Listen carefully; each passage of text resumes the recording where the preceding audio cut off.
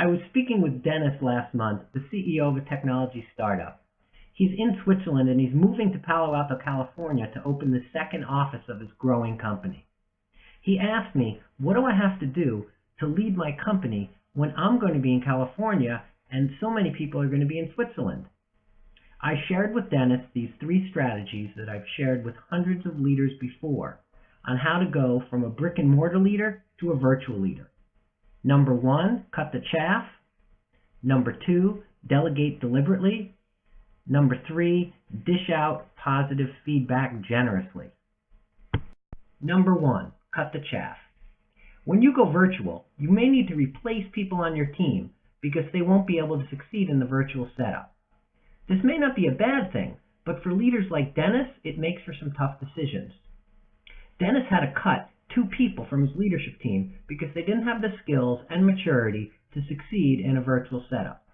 He also had to revamp his interviewing process to make sure the new people he hired would have the skills and attitudes to succeed on their own in a virtual situation. The lesson for all leaders is this: the same people who helped you succeed in a brick and mortar setup may not be the people that are going to help you succeed in the virtual setup. Number 2, delegate deliberately. Dennis was used to being involved in every aspect of his business and solving problems as they arose. This would not work in a virtual setup. He had to change.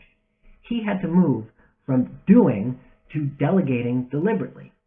This meant that he had to spend more time communicating exactly what he wanted and, even more importantly, why he needed it.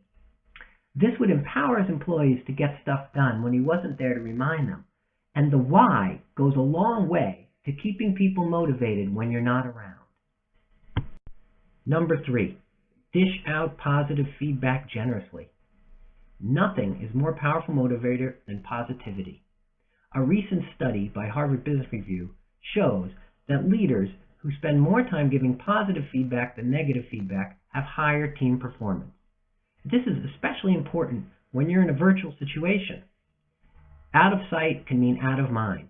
So you need to take the time to send that extra email or make that extra phone call to say thank you to their employees for doing such a great job. This will go a long way for keeping them energized when they're on their own.